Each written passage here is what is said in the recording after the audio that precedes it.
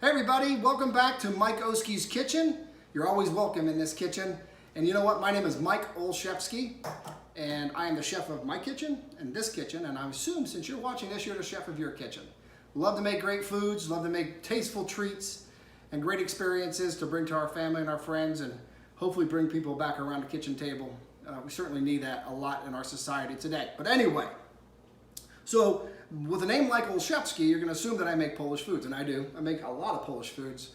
We started off pretty simple with the placki ziemięciane, which is a fancy Polish way of saying Polish potato pancakes. Hope they turned out great for you. And then the last video we made haluszki, which is called, another word for that is called lezonki. Fantastic Polish foods, great comfort food, and I hope that worked out well for you. So the polackis were pretty simple, and then of course the haluszki is a little bit more difficult. We're going to ramp it up today. We're going to go trifecta Polish meals, 3 in a row, and we're going to do it today. Guess what we're going to make? I'll tell you in a second. It's cold outside. It's getting really cold outside. In fact, it's supposed to get down into the 20s tonight here where we live, and wind chill of 7 degrees, and my mind is just pulsing, saying one thing to me in cold weather: Bigos. That's right, the Polish hunter stew. Love Bigos. You're gonna love it too. Now, it's not hard to make. There's a lot more ingredients than the other 2 recipes that we went through, but as far as the process, it's pretty daggone simple. So what we're gonna do, I'm just gonna show you the recipes. Follow along with me, script them down on a piece of paper. I'll go slow enough, again, a lot of ingredients. But we're gonna make Bigos. This is a fantastic stew on cold days, on even holidays, but just something that you're not gonna forget, and people are gonna thank you for it. So here we go. This is my cutting plate. I call it my cutting plate because these are the things I'm gonna have to cut up. So there's some work to be done on this. We have a head of cabbage. We're gonna go ahead and shred this down for 5 cups of cabbage. And we have carrots. The recipe that I use calls for 3 to 4 decent sized carrots, but this right here is about equal to that. These are the baby carrots. I'm just gonna slice them up, okay? 2 white onions, or I'm sorry, check that. 2 yellow onions. You can use white onions if you want. It's your kitchen, you can do whatever you want. I like the yellow onions. We're gonna chop those. 4 pieces of thick bacon, and then we're going to use the meat. This is an important part of the Bigos, the meat. We like to use beef because it's what we like. You can use pork, you can use venison, you can use game, you can use whatever you want, but you want to end up with 2 pounds of meat. So what I have here, I have 1 pound of cut beef. Now these are pretty thick chunks, okay? And what I probably will do, I'll cut those down a little bit so they're a little bit more of a bite-sized type of variety. And then, of course, kielbasa. This is a non-negotiable. A kielbasa must go in this dish, must go in it. You can't keep it out. If you keep it out, then it's not going to be a Polish dish. That's my opinion. It's the way I look at it.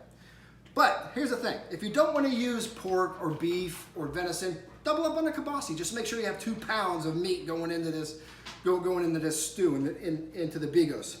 And then finally, what I'm going to cut up are some mushrooms. Now, a couple cups of mushrooms. That's all you're going to need. These are already sliced. I brought them at the grocery store. I'm not going to go out and forage in the woods for mushrooms.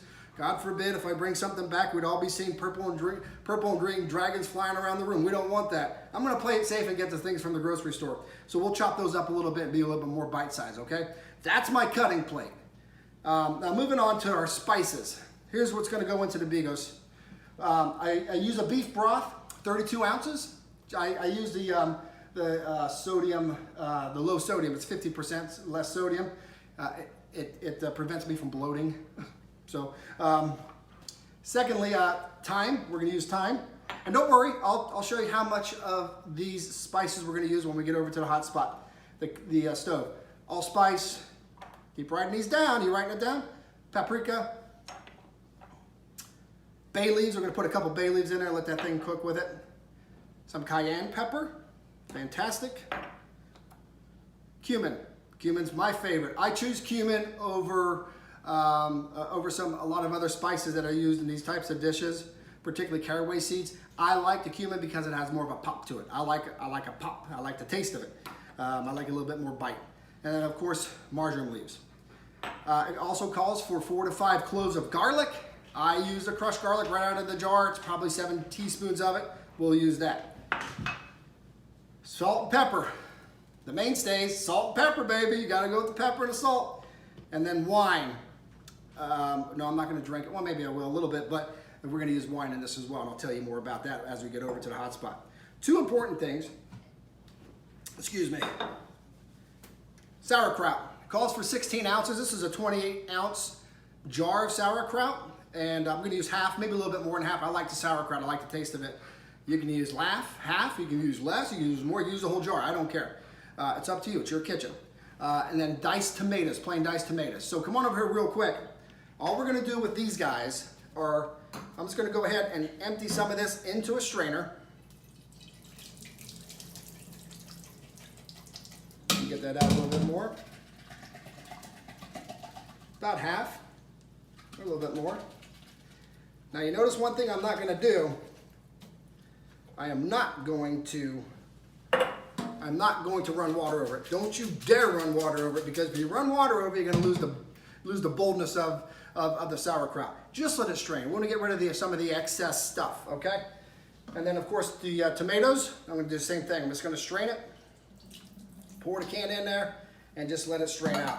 We'll apply these later into the stew, but for right now, just let them strain out. So for right now, we got some cutting to do. I'm gonna shred my cabbage. I'm gonna chop up some of my carrots. I'm gonna chop my onions. I'm gonna chop up my bacon, and then I'm gonna chop up, make these more of a bite-sized piece on the beef. I'm gonna quarter my kielbasa. Showed you last time when we were making the halushki how to quarter that. And of course, I'm gonna chop these mushrooms down just a little bit. So I got some work to do. I have a couple beers in the fridge. I'm gonna get to work chopping these up, and let's see what happens. Okay, so all the hard work is done. Welcome back. I've cut up everything that we talked about. Onion, 2 of them, cut up.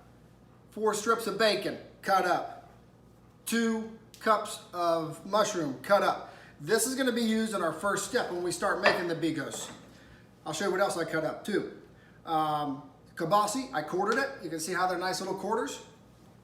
I sliced up the carrots, and I cut down the beef cubes a little bit so they're better of a bite-sized type size. And then this is 5 cups of cabbage. So all the hard work is done. I was wondering where you were, because I needed some help, but man, it's wore me out. So I'm looking forward to heading back over to the hot spot or the stovetop, whatever you want to call it. And we're gonna put this baby together. There's a few steps left to go. Simple, simple, simple from here. Don't be afraid. It's okay. We'll do this together. So let's go. Sip of beer. And let's finish up our bigos. Okay, hey, it's showtime now. We're back at the hot spot. Couple 3 steps we gotta make on our way to making the most amazing bigos Polish hunter's stew you're ever gonna taste. First thing we wanna do is that we wanna move forward and add the onion, the mushroom, and the bacon. So when I put it into this pot, we're just gonna cook it together, okay? We're not gonna crisp the bacon, we're just gonna cook it with the onion. We want the onion to caramelize a little bit, and we want the mushrooms to soften. So we want them all come together. There's 1, 2, 3 items, but they're all gonna come together as one. So let's go ahead and put these items into the pot, and let's start working, okay? Here we go. Okay, so I add a little bit of oil to mine, just for browning purposes. It's olive oil.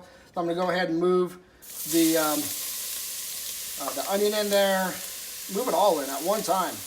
We're gonna make one big happy family in there. Bacon,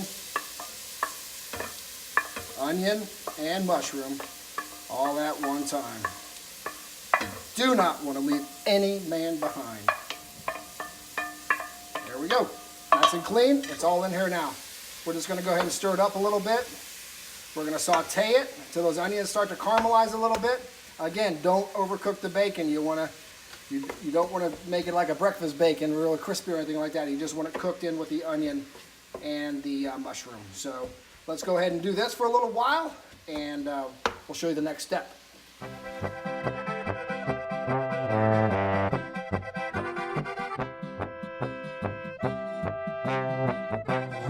Awesome. So hey, good to see you back.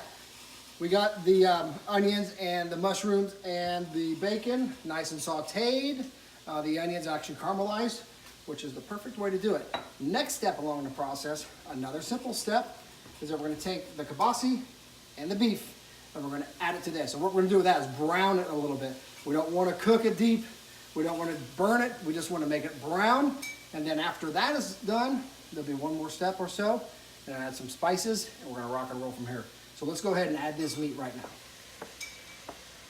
Okay, so I got the beef and the kibasi in there. I'm going to set the carrots and the cabbage down for a minute.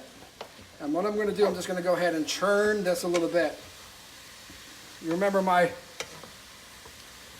old saying, dive down, flip it over.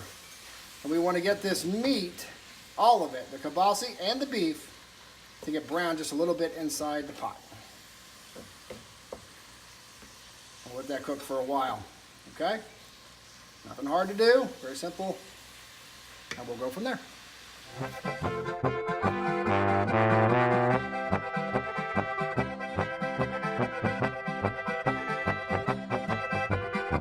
So look at here, it's beautiful, look. We browned our beef, and even the kibasi is browned, you can see that.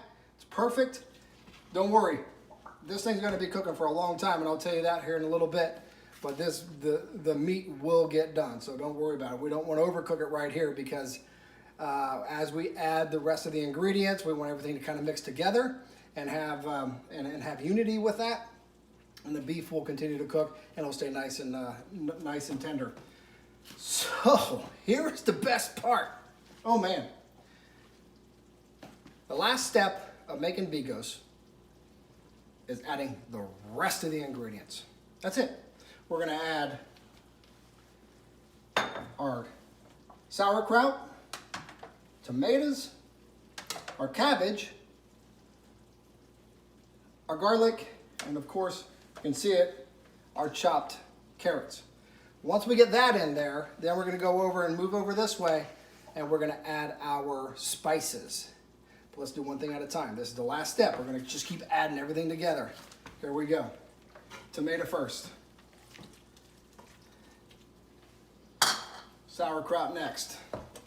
You can go in any order you want because I'm not in your kitchen and you're not in mine, and I'll go in this order, but you find an order that works best for you. And here is the garlic.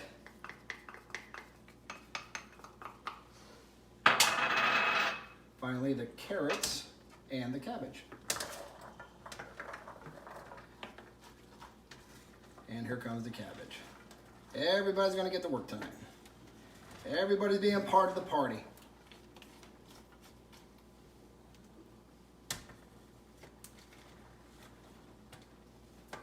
Let's get the rest of the cabbage in there. There we go. Couple falls off. Remember, if it doesn't fall on the floor and it's on the stovetop, it's still free game. If it falls on the floor, throw it away. What I'm going to do now is just kind of mix everything together. As you can see, I'm going to make sure we get everything heated together. The meat, the mushrooms, the onions, the kibasi, the beef. We're going to mix it all together in one pot.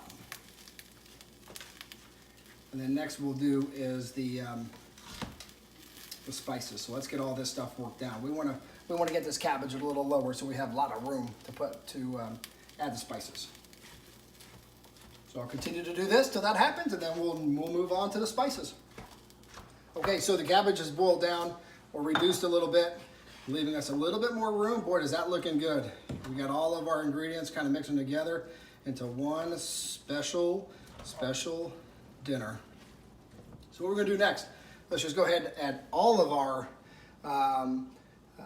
ingredients as far as the spices are concerned. So let's go ahead. We're going to hit thyme leaves. Okay, we're going to go 2 tablespoons of thyme. 1 and 2. All right, moving on to marjoram. The marjoram, same thing. 2 tablespoons, or I'm sorry, 2 teaspoons. 1 and 2.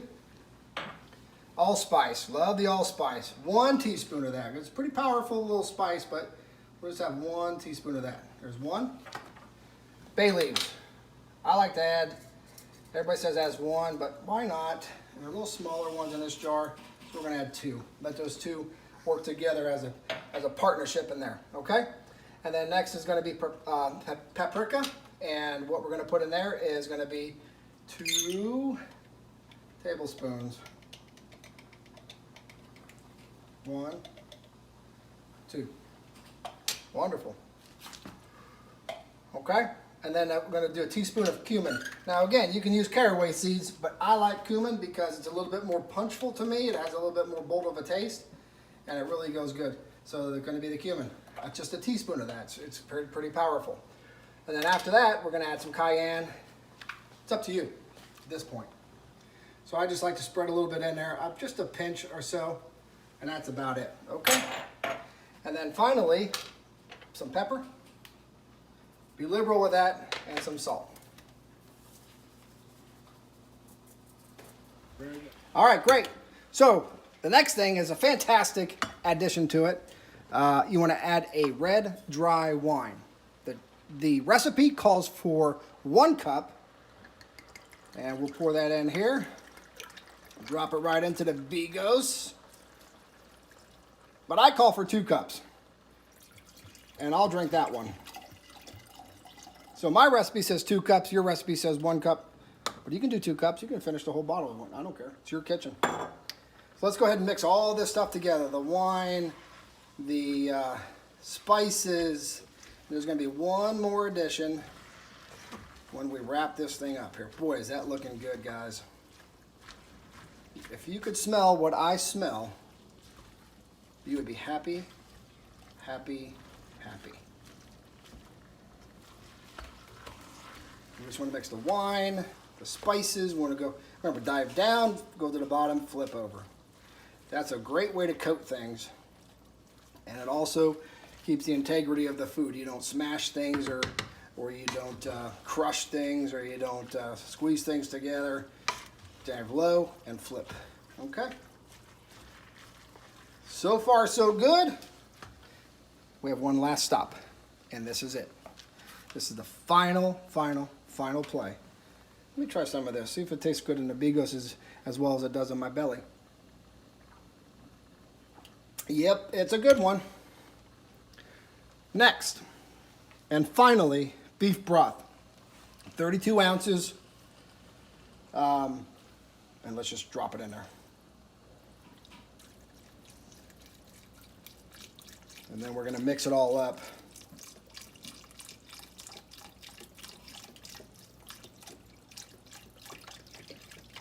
That's 4 cups of beef broth. Okay, gone. Final stir.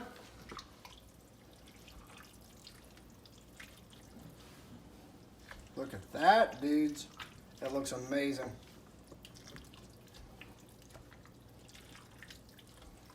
And that is your Bigos. We are complete as far as making this thing up.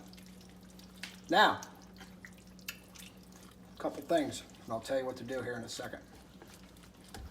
Let's get it good and mixed. It smells excellent. Look at that. Look at that stew. That's Polish Hunter stew. That's Bigos. It's amazing. All right. So we got a good mix to it. We're just going to leave the spatula in there, and at this point now, we've got to wait for a while. Okay, great. So we are all done. All the steps for us and all of our hard work is done. All we have to do now is exhibit a large amount of patience. So what I'm going to do, everything is churned over and mixed. It smells amazing, but the thing about the Bigos is that it gets better as it ages. And I'm going to explain what that means. I'm going to go ahead and take this and slide it back here to this heating element. I keep it on low to medium, and I'm going to cover the thing. And what we're going to do is let it sit for 3 to 4 hours and let it just simmer. And what you want to do at the same time is every hour, every 45 minutes or so, maybe even a half hour, go in there, churn it around, churn it around. All those spices, all those tastes, all those different types of aromas are gotta cook together to make the perfect Bigos. So 4 hours back here, and then when we're done with that, let me tell you something about Bigos. It's very healthy. I mean, other than, you know, some meat, if you want to get some more lean meat, it's fine. But it's got cabbage, it's got sauerkraut, it's got carrots. I mean, a lot of vegetables in that. A lot of spices to really, to really make a difference. But man, I'm telling you what, it's a very healthy meal, but it's a good cold day meal. Here's what you got to do. After it lives for 4 hours, after it lives for 4 hours here, the next day after that, the next day after that, it gets better as it ages. So take your time. This is not a meal you make and eat in the same night. That's what I wanted to tell you earlier, is that when you make these Bigos, you need to separate a night for yourself and make it up, because you're not going to eat it tonight. You're going to eat it the next day, or I suggest you eat it 2 days after that, because this thing can freeze and you can heat it up. This thing can sit for a while. You can heat it up. It's totally up to you. But really, after a second or third day, after reheating it 2 or 3 or 4 times, oh my goodness, it really tastes well. So that's where you get the best flavors on the Bigos. So for right now, we're done for 4 hours. We're gonna let it sit and simmer, and we're gonna mix it up every half hour, 45 minutes. So we're gonna go from there. See ya. Well, here we are. Fantastic, we've arrived. I've let the Bigos cook for about 3 hours, and although I don't believe it's totally done because it's got to sit for a couple days, but what I'm going to do is give it a shot right now. You can take a look at it. It looks just amazing. Smells so good, and I can only imagine how much more and how much bold it's going to get within the next couple days, but I want to try it. Oh man, that is really, oh gosh. That is fantastic. That is fantastic. And like I said, it's only been simmering for about 3 hours. So as it sits, let it sit for a day. Heat it back up tomorrow. You know, one thing you can do is take some of this and scoop it into a freezer bag, and maybe a cup or 2 at a time. Seal up that freezer bag, throw it in the freezer for the next couple of weeks, next month or so. Bring it out of the freezer, thaw it out, heat it right back up on the stove. That's a fantastic way to do it. But look, Bigos is a fantastic food on cold days. It's a fantastic heartwarming food, and I want to try another piece, another taste, because it's fantastic. It is so good. So what you want to do is make sure that continue to let it simmer. I've had it for 3 hours. 4 hours would be fine. But next couple days.